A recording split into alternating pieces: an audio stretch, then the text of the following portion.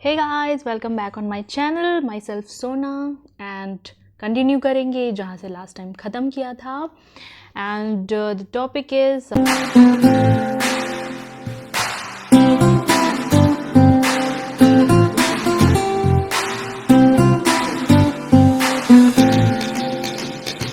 ज़्यादा टाइम नहीं लूँगी क्योंकि मुझे ये वीडियो थोड़ी छोटी बनानी है, क्योंकि बड़ी वीडियोज़ आप पूरी देखते नहीं हैं। लोग आपको आपकी मनचाही चीज़ नहीं दे रहे हैं। हम बहुत बार ऐसा सोचते हैं ना कि ये सामने वाले को हमें देना चाहिए तब जाके हमारे पास ये चीज़ आएगी, और हम अपनी काबिलियत पे बिलीव ना करके दूसरों पे डिपेंड हो जाते हैं। अगर आपके मन में यह गलत धारणा है तो आप कमी का अनुभव करेंगे। इससे आप हमेशा ना कमी का में एहसास करेंगे कि आपके पास कम है, इसलिए आपको दूसरों से चाहिए, क्योंकि आप बाहरी संसार और लोगों को आपूर्ति का स्रोत मानते हैं। सच्ची आपूर्ति का स्रोत तो अदृश्य क्षेत्र में है, जो आपको नहीं दिखाई दे रही है। एंड आप उसे ब्रह्मांड, विराट मस्तिष्क, ईश्वर, असीमित प्रज्ञा या चाहे जो नाम दे। जब आप कोई चीज़ प्राप्त करते हैं तो याद रखें कि आपने उस चीज़ को फ्रीक्वेंसी पर होकर और ब्रह्मांडीय आपूर्ति के सामंजस्य में रहकर उसे आकर्षण के नियम से अपनी ओर आकर्षित किया है। हर चीज़ में व्याप्त ब्रह्मांडीय लोगों, परिस्थितियों और घटनाओं को सक्रिय करके आप तक वह चीज़ पहुंचा दी, क्योंकि यही नियम है। तो जब भी आपको कोई चीज़ मिलती है तो आपको ये चीज़ समझनी चाहिए कि आपने ही उस चीज़ को आकर्षित किया है अपनी तरफ, अपने पास बुलाया है अपनी अच्छी सोच के थ्रू। और जो चीज़ आपको बहुत मांगने पर भी नहीं मिल रही है, इट मीन्स आपके दिमाग में कहीं ना कहीं उस चीज़ को लेकर कमी है। हम अक्सर अपने शरीर और भौतिक अस्तित्व से भटक जाते हैं। यह तो सिर्फ हमारी आत्मा का पात्र है, और आपकी आत्मा इतनी बड़ी है कि पूरे कमरे को भर सकती है। आप अनंत जीवन हैं। आप ईश्वर का एक ऐसा मानवीय रूप हैं जिसे आदर्श बनाया गया है। बाइबल के आधार पर हम कह सकते हैं कि हमें ईश्वर ने अपनी छवि में बनाया है। हमने जिस तरह से ईश्वर की कल्पना की है, ईश्वर किसी और जीव जंतु की तरह नहीं दिखते। ईश्वर हमारी तरह दिखते हैं, क्योंकि उनको पता है जब रचना उनकी तरह होगी तो उसके मस्तिष्क में इतनी शक्ति होगी कि वो इस पूरी दुनिया को बदल सकता है। यहीं पर अगर कोई और एनिमल्स को ले लें तो दिमाग उनके पास भी है, लेकिन उनके दिमाग की एक लिमिटेशन है कि उनको क्या खाना चाहिए, क्या चीज़ उनके खाने के लिए है, क्या चीज़ उनकी रक्षा के लिए है, क्या चीज़ उनके लिए ख़तरनाक है। वो ये चीज़ें डिफ़ाइन कर सकते हैं, बट भविष्य का निर्माण, यूनिवर्स का निर्माण, दुनिया ब्रह्मांड का निर्माण, ये उनके हाथ में नहीं है। ईश्वर ने अपने आप को नज़र में रखकर हमें बनाया। बेहतर है कि हम छोटी छोटी चीज़ों में अपना दिमाग ख़राब ना करें, वेस्ट ना करें अपनी ऊर्जा, एनर्जी, और उसको अपनी लाइफ के ग्रोथ में, किसी अच्छे क्षेत्र में या फिर समाज के कल्याण में लगाएंगे तो ऑटोमेटिकली हमारी लाइफ जो है एक आदर्श लाइफ बन जाएगी। हम कह सकते हैं कि हमारे द्वारा ब्रह्मांड खुद के बारे में जागरूक हो रहा है। हम कह सकते हैं कि हम खुलती संभावना के असीमित क्षेत्र हैं। यह सब सच है। आप जो हैं उसका 99% अदृश्य है और उसे छुआ नहीं जा सकता। आप जो भी हैं, 99 मतलब तो 99% हो गया। इट मीन्स हम जो भी अपने आप को अभी देख रहे हैं वो सिर्फ 1% है। आप ईश्वर का शारीरिक रूप हैं। आप मांस नहीं, आत्मा हैं। आप शाश्वत जीवन हैं जो खुद को आपके रूप में प्रकट कर रहा है। आप ब्रह्मांडीय जीव हैं।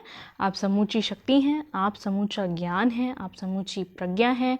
आप पूर्णता हैं। आप भव्य हैं। आपकी रचयिता है और इस ग्रह पर अपनी रचना कर रहे हैं। तो हम सब ना अपनी रचना खुद कर रहे हैं। जिस तरह से हम रहना चाहते हैं, जिस तरह से हम खाना चाहते हैं, जो भी हम पीना चाहते हैं, वो सब हमारा ही अट्रैक्ट किया हुआ है। धार्मिक परंपरा में बताया गया कि आपको रचनात्मक स्रोत की छवि में रचा गया है। इसका मतलब है कि आप में ईश्वर की क्षमता है और शक्ति है। आप में अपना संसार रचने की पूरी शक्ति है। हो सकता है आपने ऐसी चीज़ों की रचना की हो जो अद्भुत हो और आपके काबिल हो, या फिर हो सकता है आपने ऐसा नहीं किया हो, मैं चाहता हूँ कि आप इस सवाल पर विचार करें। आपको अपने जीवन में जो परिणाम मिल रहे हैं, क्या आप उन्हें सचमुच चाहते हैं और क्या वे सचमुच आपके काबिल हैं? अगर वे आपके काबिल नहीं हैं तो फिर क्या यही उन्हें बदलने का सही समय नहीं है? क्योंकि आप में ऐसा करने की शक्ति है। वही शक्ति हम यहाँ पे सीख रहे हैं। सारी शक्ति भीतर से आती है, इसलिए यह हमारे नियंत्रण में है। हम जिस भी सवाल का जवाब बाहर ढूंढ रहे हैं या किसी और से पूछ रहे हैं, वो सारे सवाल का जवाब हमारे अंदर है। तो ये जब आप बैठकर ध्यान से सोचेंगे, और पहले तो आपको इस चीज़ पे 100% बिलीव होना चाहिए कि जो भी चीज़ आप अपने लिए मांगना चाह रहे हैं वो आपके लिए अच्छी है। उस चीज़ पर अगर आप बिलीव कर लेते हैं तो उस चीज़ पर आपको कायम रहने में बहुत मदद मिलेगी। एंड आपको करना कुछ नहीं है। अगर मैं बहुत अच्छे से मानती हूँ कि ये जो चीज़ मैं आपको बता रही हूँ ये कोई मुश्किल काम नहीं है, क्योंकि ये हम बाहर जाकर या किसी से पूछकर या कहीं से पढ़कर या इसकी ट्रेनिंग कोचिंग लेकर करने की ज़रूरत नहीं है। ये हम वहीं से कर सकते हैं जहाँ पर हम अभी बैठे हुए हैं। तो पहली तो ये चीज़ इसलिए ईजी हो जाती है, और दूसरा अगर ये टफ़ है तो ये टफ़ इसलिए है क्योंकि हम इस पर बिलीव नहीं कर पाते हैं। You have to believe on the true process of the universe. जो भी प्रोसेस है यूनिवर्स का, प्रोसेस क्या है? Ask, believe and receive. Ask तो हमें खुद नहीं पता होता कभी कभी कि हमें चाहिए क्या। हम इतने बड़े ईश्वर की रचना हैं और उसमें ईश्वर ने हमें इतनी बड़ी शक्ति दी है कि हमारे पास ऐसा माइंड है जो हमारी रचना खुद करता है। स्टिल हम स्ट्रगल करते हैं और कंपटीशन करते हैं दूसरों के साथ अपनी अच्छी लाइफ बनाने के बजाय।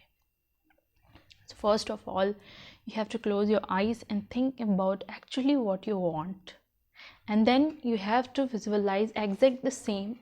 This is the process actually, क्योंकि आपको वही करना है।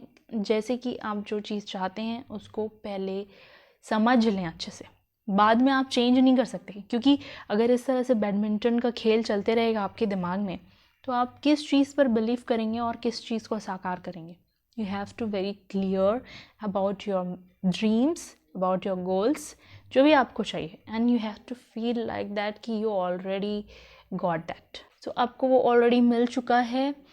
आपको इस तरह से विजुअलाइज करना है। विजुअलाइज से चलते बोलते नहीं हो सकता। तो इसके लिए the perfect timing is morning, जब आप उठते हैं या फिर जब आप सोने जाते हैं।